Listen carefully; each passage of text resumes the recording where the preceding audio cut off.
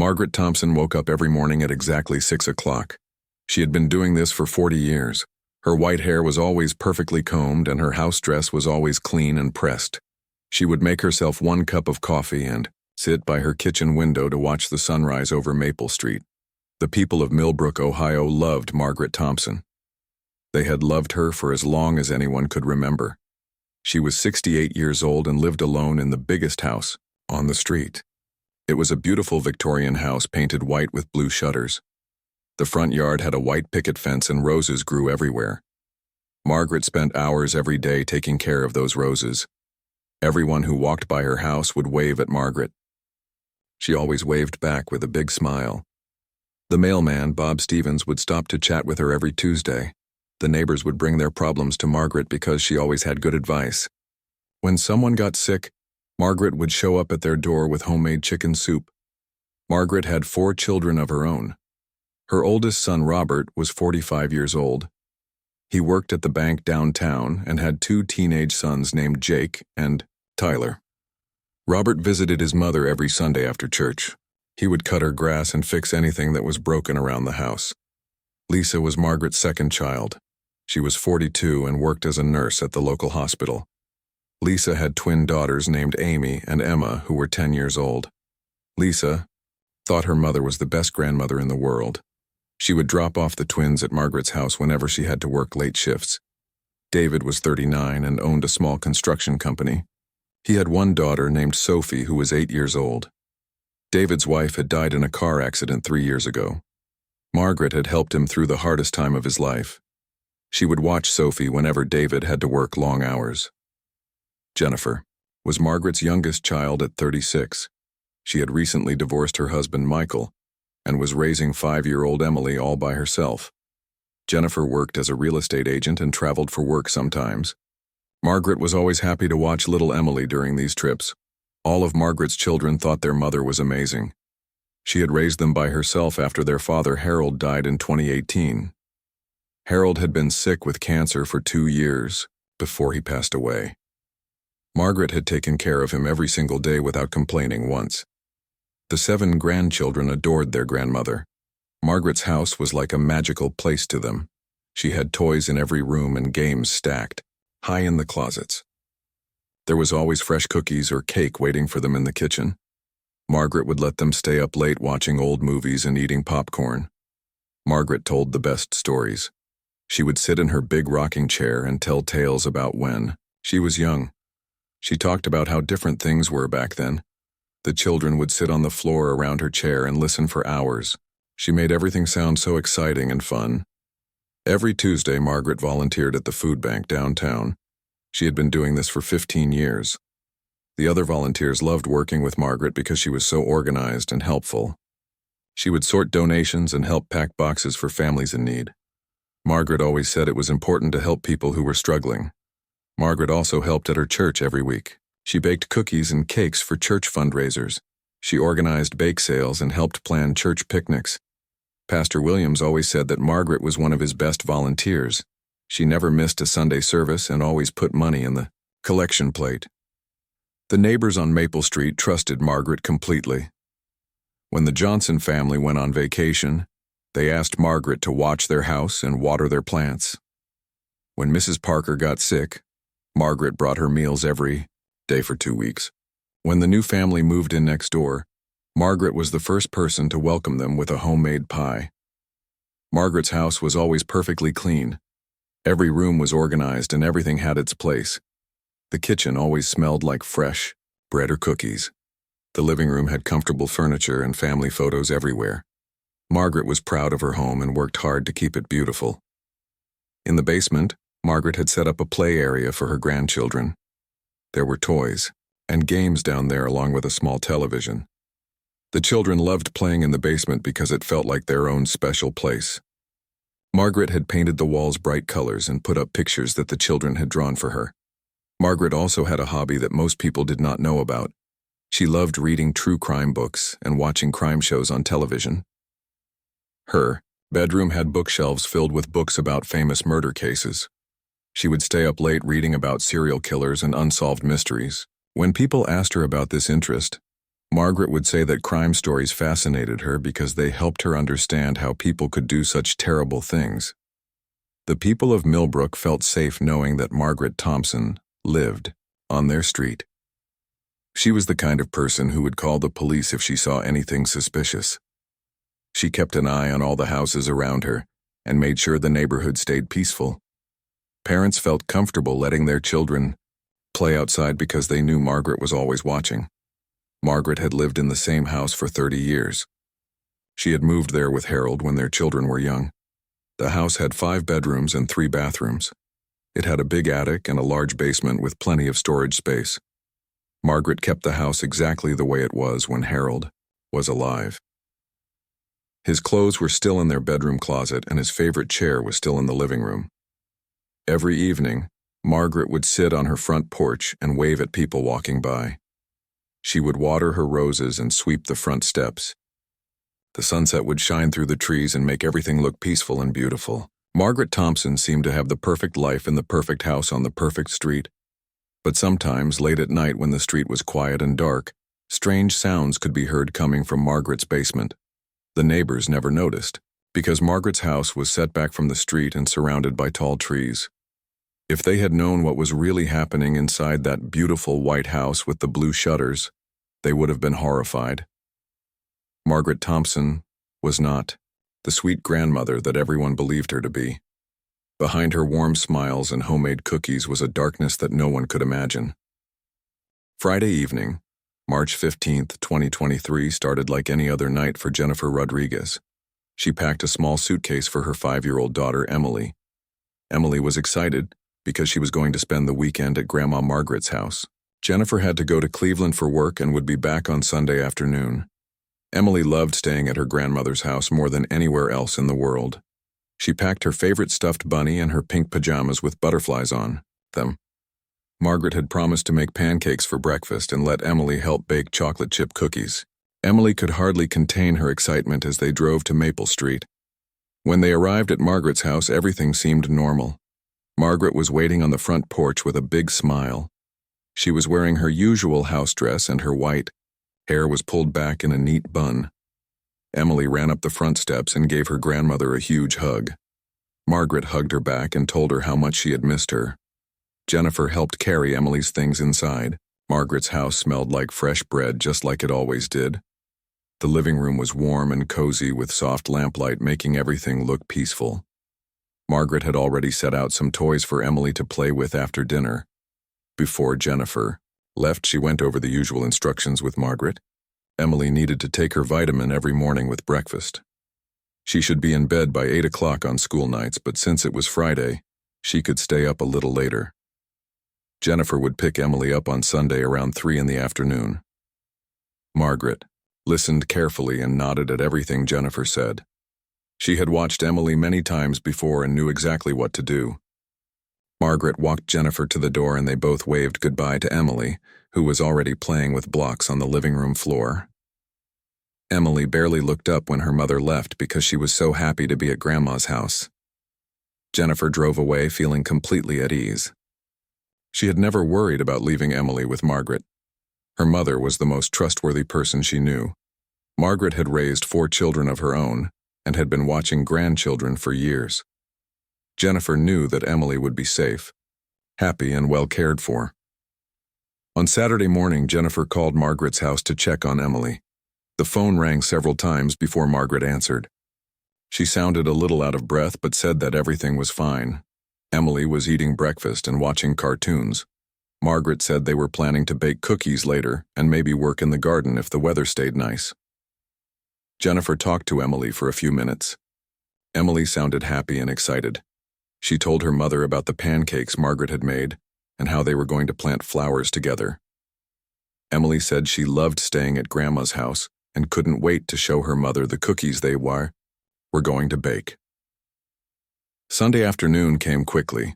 Jennifer finished her business meetings in Cleveland and drove back to Millbrook. She was looking forward to seeing Emily and hearing about all the fun things she had done with Margaret. Jennifer stopped at a gas station and bought Emily a small toy as a surprise. When Jennifer arrived at Margaret's house at 3 o'clock, something felt different. Margaret answered the door, but she looked nervous and upset. Her usually perfect hair was messy, and her clothes looked wrinkled. Margaret's hands were shaking slightly as she opened the front door. Jennifer immediately asked where Emily was. Margaret seemed confused by the question. She looked around the living room as if she was trying to remember something. Then Margaret told Jennifer that Michael, Emily's father, had come to pick her up earlier that morning. Jennifer felt her heart skip a beat. This made no sense at all. Michael lived in California and had not seen Emily in over a year. They were going through a difficult divorce and custody battle. Michael was not supposed to have any contact with Emily without Jennifer's permission and a court order. Margaret insisted that Michael had called early Sunday morning. She said he told her that he was in town on business and wanted to surprise Emily. Margaret claimed that Michael had shown up at the house around 10 in the morning. She said Emily was so excited to see her father that Margaret felt bad saying no. Jennifer could not believe what she was hearing. She asked Margaret why she had not called to check with her first. Margaret became defensive and said that Michael seemed very sincere. She claimed that he had proper identification and knew personal details about Emily that proved he was her father. Jennifer immediately called Michael's phone number. He answered on the second ring from his apartment in Los Angeles. Michael had no idea what Jennifer was talking about. He had been in California all weekend working on a construction project. He had not been anywhere near Ohio and certainly had not picked up Emily. When Jennifer told Margaret what Michael had said, Margaret became even more confused and upset. She sat down in her rocking chair and put her head in her hands. Margaret said she must have made a terrible mistake. She suggested that maybe it was not Michael after all, but someone who looked like him. Jennifer's hands were shaking as she called the police. The 911 operator told her to stay calm and that officers would be there within minutes. Jennifer walked through Margaret's house calling Emily's name, hoping this was all some kind of misunderstanding. Maybe Emily was hiding in a closet or playing a game. Detective James Parker arrived at Margaret's house 20 minutes later. He was a tall man with gray hair who had been working for the Millbrook Police Department for 15 years. Detective Parker had investigated many missing person cases, but missing children were always the hardest and most urgent. Detective Parker sat down with Margaret and Jennifer in the living room. He asked Margaret to tell him exactly what had happened from the beginning. Margaret's story kept changing slightly each time she told it. First she said the man arrived at 10 o'clock, then she said it was closer to 11. She could not remember exactly what the man was wearing or what kind of car he was driving. Jennifer showed Detective Parker recent photos of Emily on her phone. Emily had long brown hair and big brown eyes. She was small for her age and had a tiny scar on her chin from falling off her bike the previous summer. Detective Parker immediately called for backup officers and put out an alert for Emily. Within an hour, police officers were searching the entire neighborhood. They knocked on every door on Maple Street asking if anyone had seen Emily or noticed any unusual activity. They searched the nearby park, the woods behind Margaret's house, and the creek that ran through the town. Margaret seemed very cooperative with the investigation. She allowed the officers to search her entire house from top to bottom. They looked in every room, every closet, and every possible hiding place. Margaret answered all of Detective Parker's questions and provided detailed information about Emily's last known activities. As the sun began to set on Sunday evening, there was still no sign of Emily Rodriguez. She had simply vanished without a trace.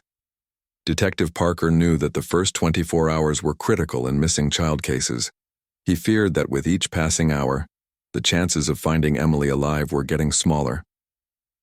Margaret Thompson sat on her front porch as darkness fell over Maple Street. Neighbors gathered around offering support and asking how they could help.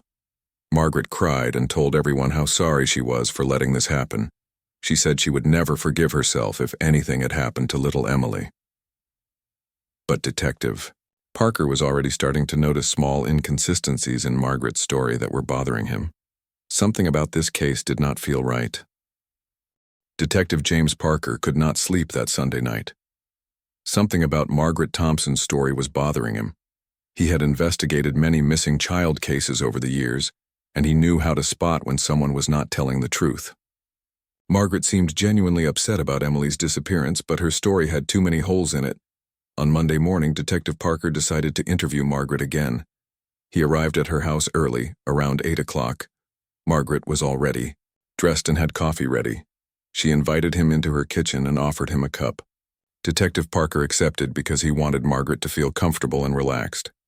As they sat at Margaret's kitchen table, Detective Parker asked her to go through the events of Saturday and Sunday one more time.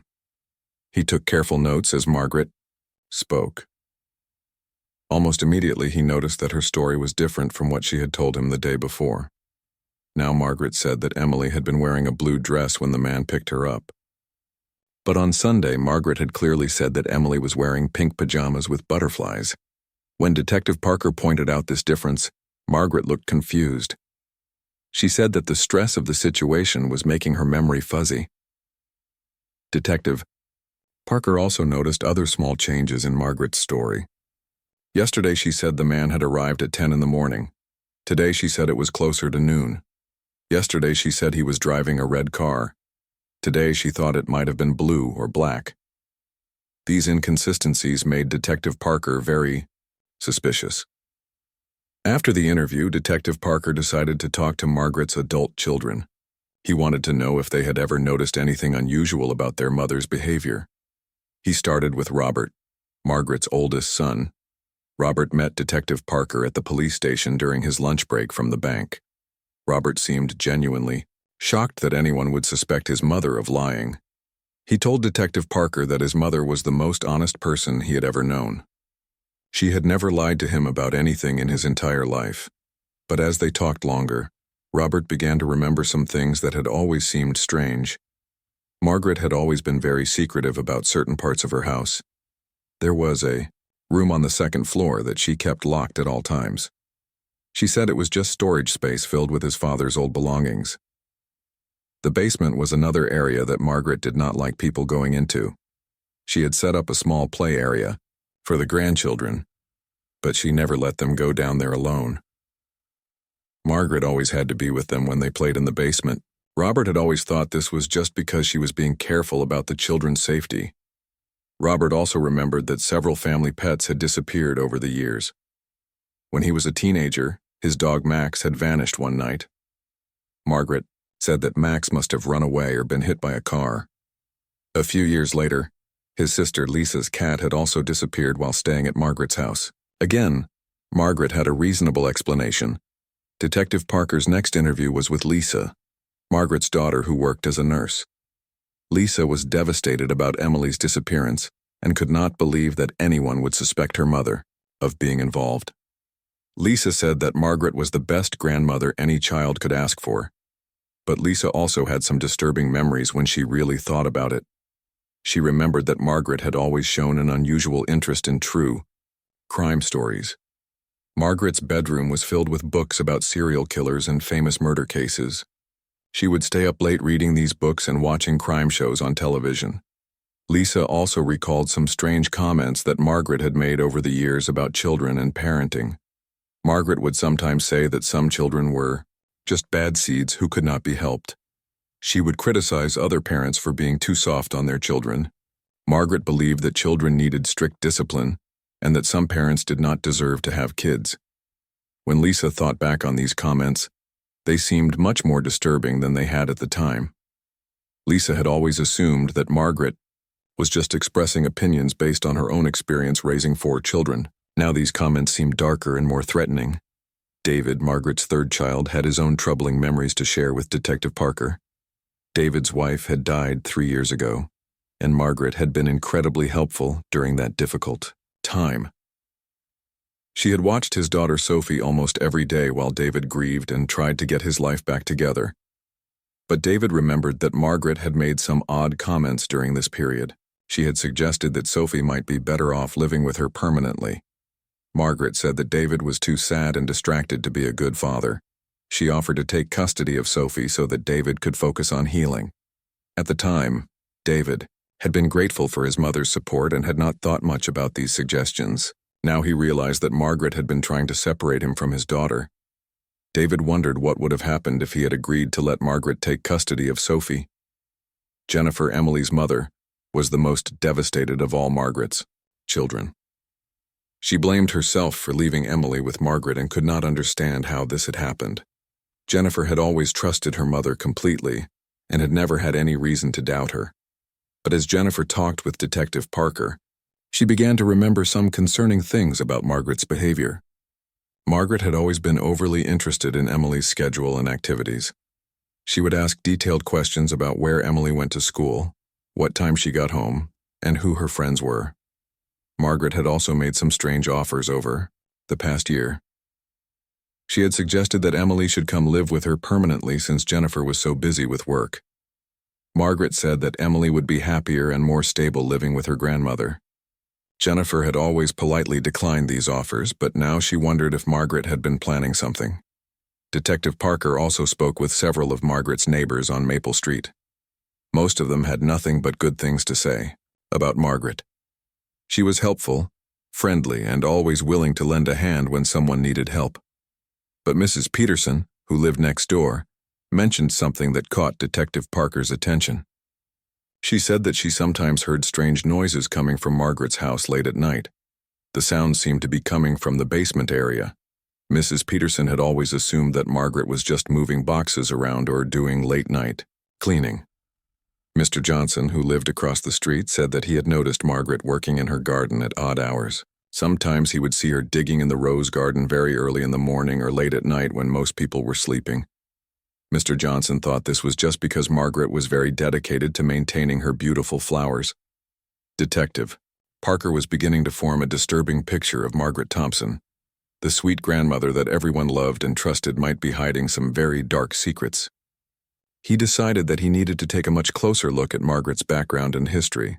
That evening, Detective Parker went back to the police station and began researching Margaret's past. He wanted to know everything about her life, especially the years before Emily's disappearance. What he was about to discover would change everything he thought he knew about Margaret Thompson. As Detective Parker dug deeper into Margaret's history, he found information that made his blood run cold. This case was about to become much more complicated and terrifying than anyone had imagined. Emily Rodriguez was not Margaret's first victim, and she would not be the last if Detective Parker did not act quickly to stop her. Detective James Parker arrived at the police station early Tuesday morning with a large cup of coffee and a determined look on his face. He had spent most of the night thinking about Margaret Thompson and all the strange things her children had told him. Something was very wrong with this case, and he was going to find out what it was. Parker sat down at his computer and began searching through old police records. He wanted to know everything about Margaret's past, especially anything involving children. He started by looking up Margaret's address on Maple Street and searching for any police reports or emergency calls from that location over the past 20 years. What Detective Parker found made him sit up straight in his chair. Between 1995 and 2010, there had been 3 separate incidents at Margaret's house involving the deaths of children. All 3 children had been in Margaret's care at the time of their deaths, and all 3 deaths had been ruled accidental. The first incident happened in 1997. A 3-year-old boy named Tommy Martinez had died after falling down Margaret's basement stairs. According to the police report, Margaret had been running a home daycare business at the time. Tommy was playing in the basement when he apparently slipped and fell down the wooden stairs, hitting his head on the concrete floor. Margaret had called 911 immediately and had seemed very upset when the paramedics arrived. She said that she had only left Tommy alone for a few minutes while she went upstairs to check on the other children. The medical examiner had determined that Tommy's injuries were consistent with falling downstairs, and no charges were filed against Margaret. The second incident occurred in 2003. A 4-year-old girl named Ashley Williams had choked to death on a small toy while in Margaret's care. Margaret told police that she had stepped into the kitchen to get Ashley a drink of water. When she returned to the living room just 2 or 3 minutes later, Ashley was already unconscious on the floor. Margaret had tried to perform CPR on Ashley while waiting for the ambulance to arrive. The paramedics worked on Ashley for over an hour, but they could not save her life. The medical examiner found a small plastic toy lodged in Ashley's throat. Margaret's daycare license was temporarily suspended after this incident, but she was cleared of any wrongdoing and allowed to continue operating. The third and most recent incident had happened in 2009. A 6-year-old boy named Nathan Brooks had drowned in Margaret's above-ground swimming pool. Margaret said that Nathan had been playing in the pool with 2 other children while she sat nearby watching them. She claimed that she had gone inside the house for just a few minutes to answer the telephone. When Margaret returned to the backyard, she found Nathan floating face down in the pool. The other 2 children were still playing and had not noticed that anything was wrong. Margaret pulled Nathan out of the pool and tried to revive him, but it was too late. The boy was pronounced dead at the hospital an hour later. Detective Parker read through all 3 case files very carefully. Each time, Margaret had been the only adult present when the child died. Each time, Margaret had a reasonable explanation for what had happened. Each time, the death had been ruled accidental after a thorough investigation. But Detective Parker noticed some strange patterns that the earlier investigators had missed. In all 3 cases, Margaret had been alone with the children when they died. In all 3 cases, Margaret claimed she had only left the child alone for a very short time.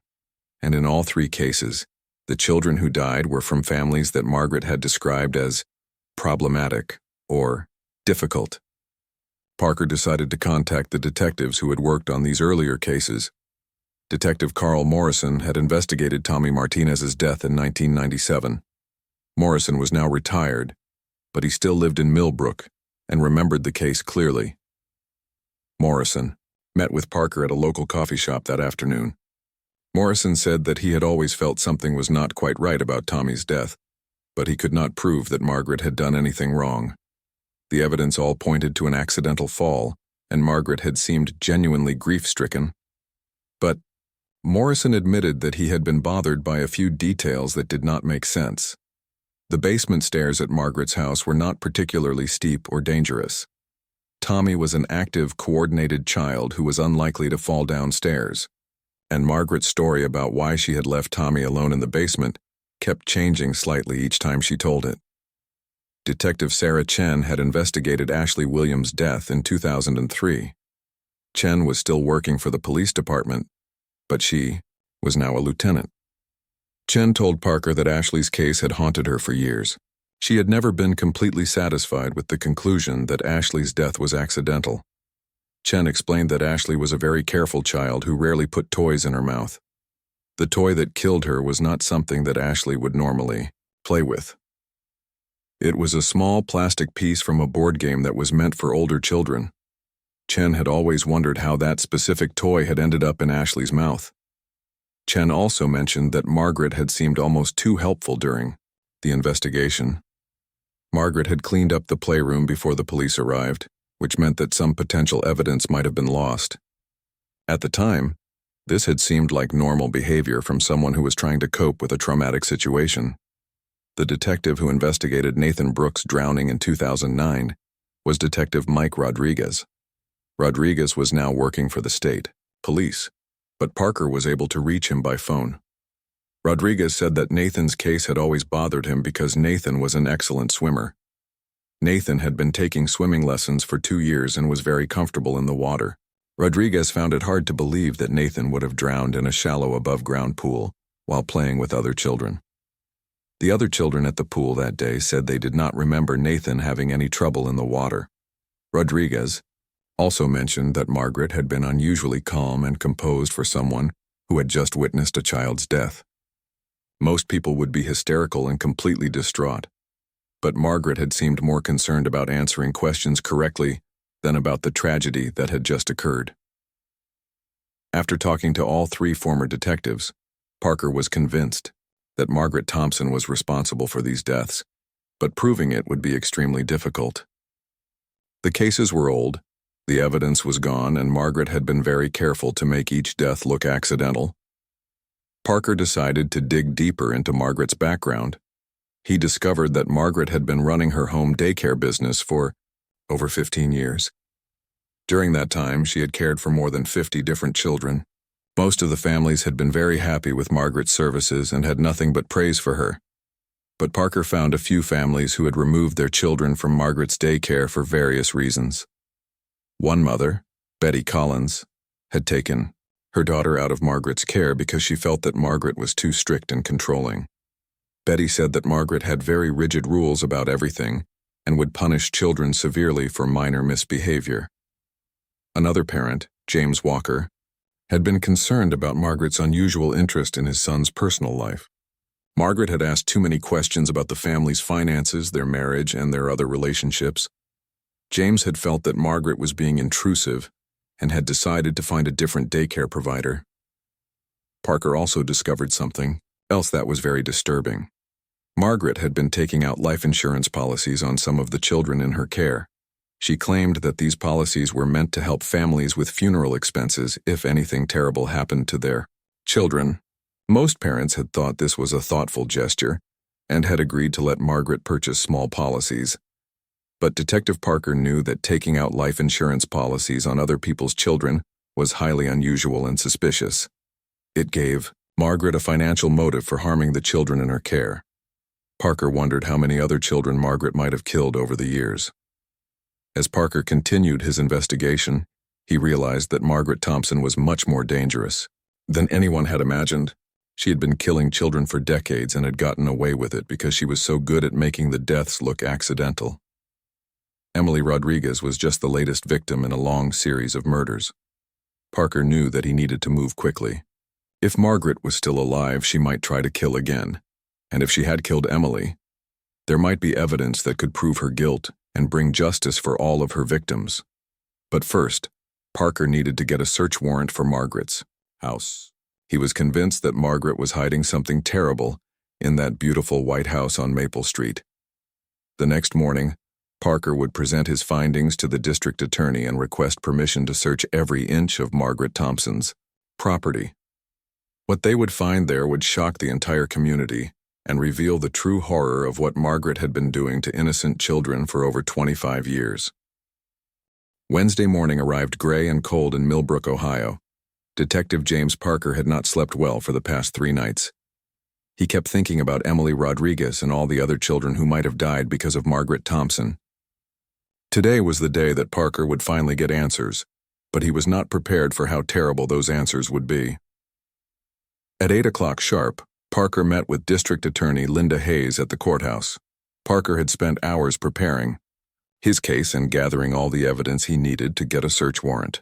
He showed Hayes all the information he had found about the 3 children who had died in Margaret's care between 1997 and 2009.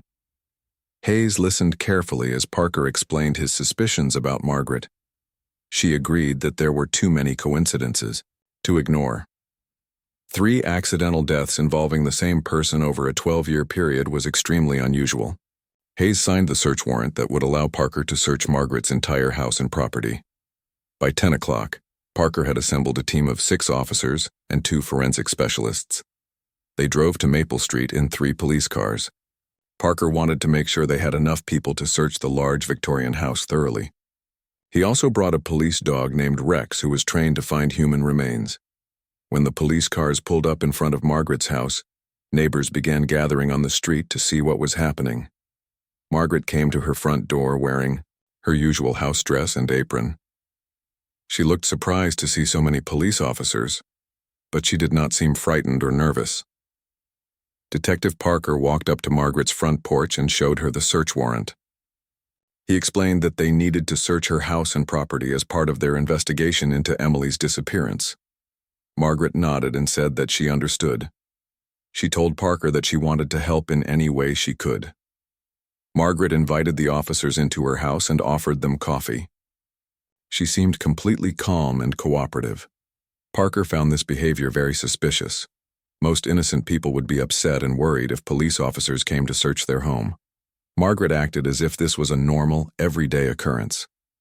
The search began in the living room and kitchen. Officers looked through every cabinet, drawer, and closet. They checked behind furniture and inside storage boxes. Margaret sat in her rocking chair and watched them work. She answered questions politely and offered to help them find whatever they were looking for. After 2 hours of searching the main floor, the officers had found nothing unusual. The house was exactly what it appeared to be, the clean, organized home of an elderly woman. Parker was starting to worry that his suspicions about Margaret were wrong. Maybe she really was just an unlucky person who had experienced several tragic accidents. But then Officer Janet Mills made a discovery in Margaret's bedroom that changed everything. Mills was searching through Margaret's bookshelf when she found a small wooden box hidden behind some books. Inside the box were dozens of newspaper clippings about missing children from all over Ohio and the surrounding states. Parker examined the clippings carefully. Most of them were about children who had disappeared over the past 15 years. Someone had written notes in the margins of many articles. The handwriting appeared to be Margaret's, and the notes were disturbing. Comments like, "bad parents," and "better off now" were written next to photos of missing children. Even more shocking was what Parker found at the bottom of the box. There were several driver's licenses and identification cards that belonged to children. Parker recognized one of them immediately. It was Emily Rodriguez's school identification card that Jennifer had reported missing along with Emily. When Parker showed Margaret the box of clippings and identification cards, her calm expression finally changed. For the first time since the search began, Margaret looked worried and frightened. She claimed that she had no idea how those items had gotten into her house. She suggested that someone must have planted them there to make her look guilty. Parker did not believe Margaret's explanation. He ordered his team to focus their search on the basement and the locked room on the second floor. Margaret became very agitated when the officers headed toward these areas. She followed them and kept insisting that there was nothing important in those rooms. The locked room on the second floor contained Harold's old belongings, just as Margaret had always claimed.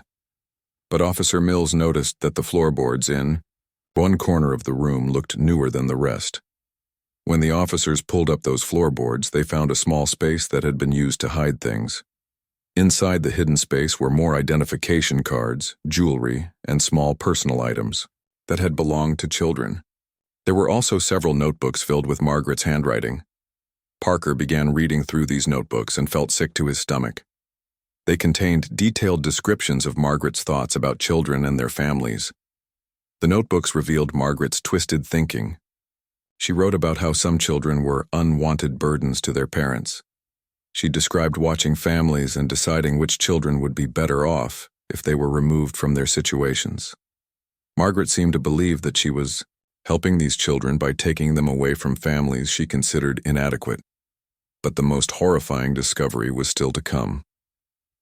When the officers searched the basement, Rex the police dog became very excited near a section of the wall.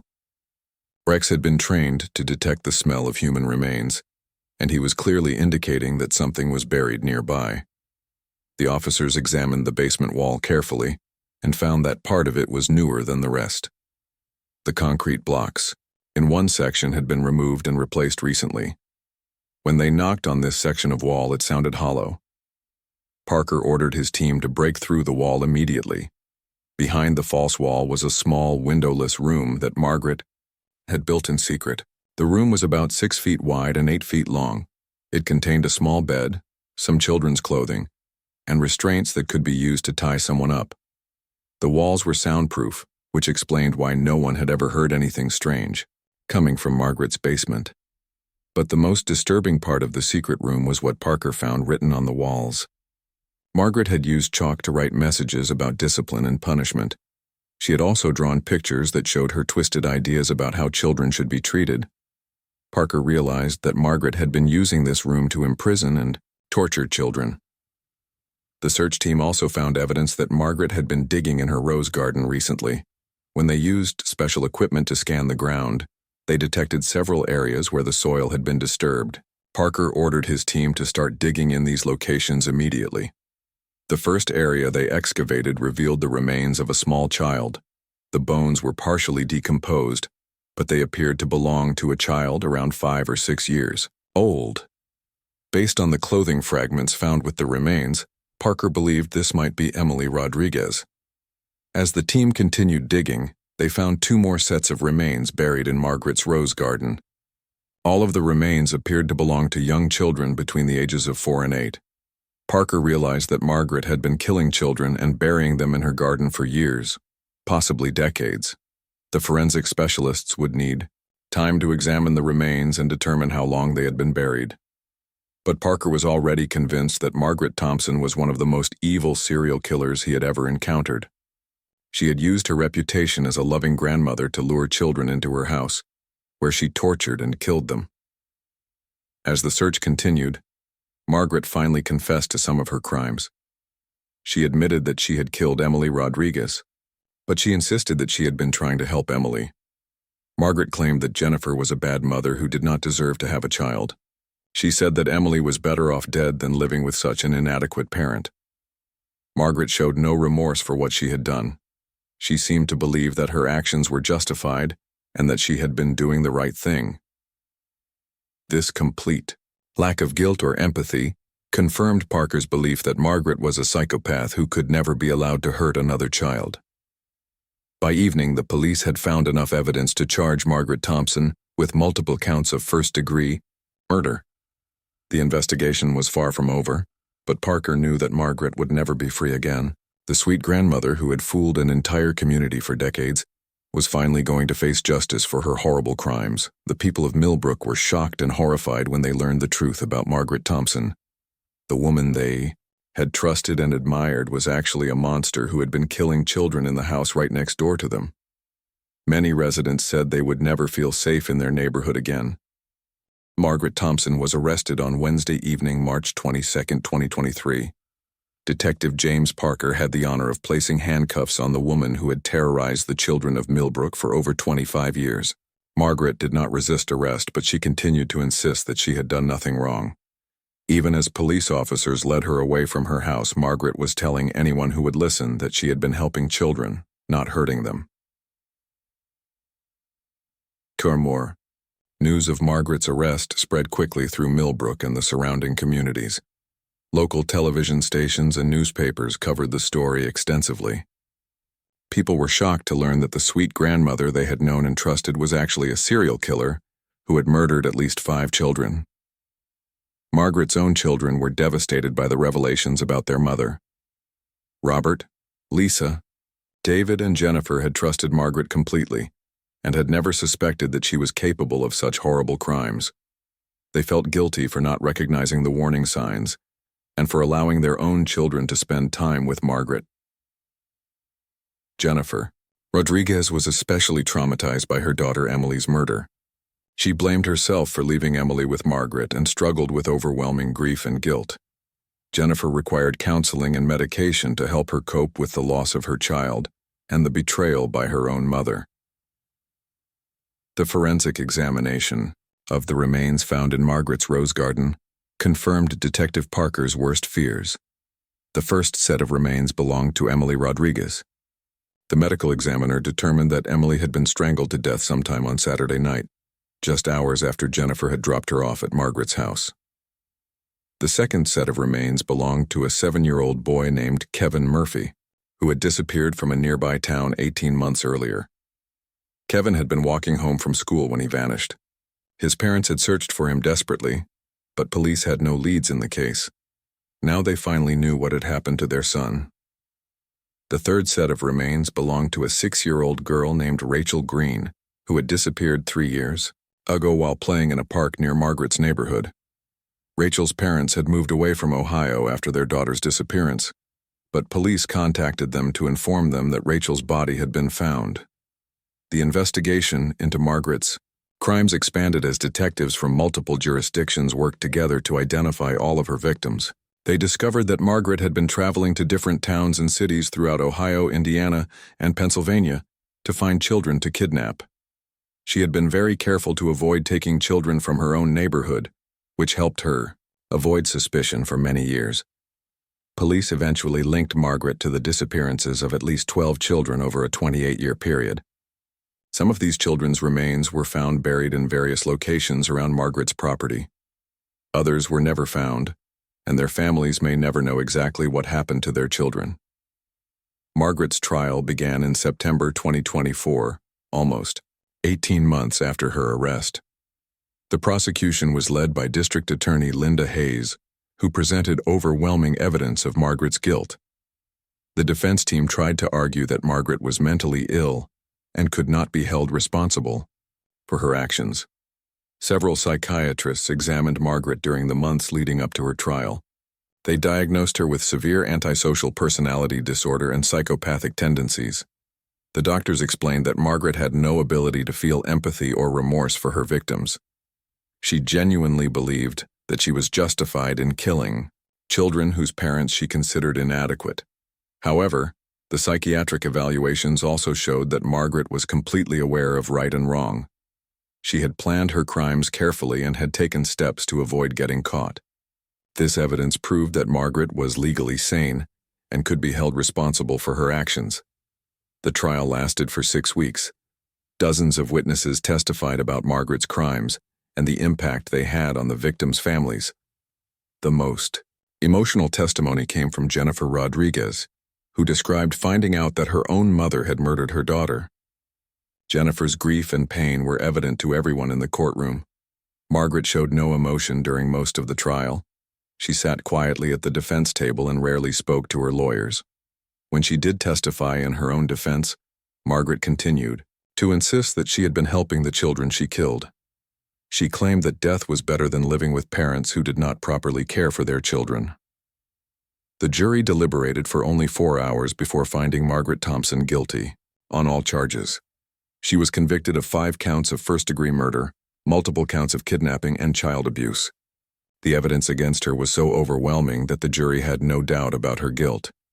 During the sentencing phase of the trial, the judge listened to impact statements from the victims' families. Parents, siblings, and grandparents spoke about how Margaret's crimes had destroyed their lives. Many of them said they could never forgive Margaret for what she had done to their children. Margaret was given the opportunity to make a statement before sentencing. She stood up in the courtroom and spoke for nearly 10 minutes. Instead of apologizing for her crimes, Margaret used this time to explain why she believed her actions were justified. She said that she felt sorry for the parents who had lost their children, but she insisted that the children were better off dead. Judge William Carter sentenced Margaret Thompson to life in prison without the possibility of parole. He told Margaret that her crimes were among the most heinous he had ever seen in 30 years on the bench. Judge Carter said that Margaret would spend the rest of her life behind bars and would never have the opportunity to hurt another child. Margaret Thompson, now 70 years old, is currently serving her sentence at the Ohio Reformatory for Women in Marysville. She spends most of her time in solitary confinement for her own protection. Other inmates have threatened to harm Margaret because of her crimes against children.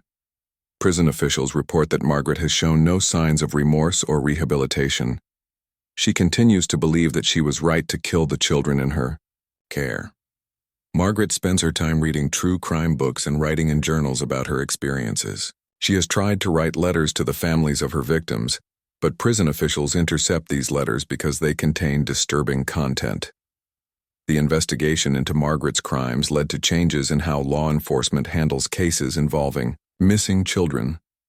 Police departments now share information more effectively across state lines, making it harder for predators like Margaret to avoid detection by moving between jurisdictions. The case also resulted in stricter regulations for home daycare providers. Background checks are now more thorough, and daycare operators are subject to more frequent inspections. Parents are encouraged to look for warning signs of abusive or dangerous behavior in anyone who cares for their children. The community of Millbrook is still recovering from the trauma of Margaret's crimes. Many residents have moved away because they no longer feel safe in the neighborhood where Margaret lived. The Victorian house on Maple Street where Margaret committed her crimes has been demolished. The lot where it stood remains empty, and no one wants to build there. Support groups have been established for the families of Margaret's victims and for other residents of Millbrook who were affected by her crimes. Many people in the community feel guilty for not recognizing the signs of Margaret's dangerous behavior.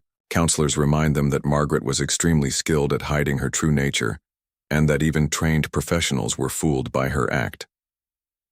Detective James Parker retired from the Millbrook Police Department 2 years after Margaret's trial ended.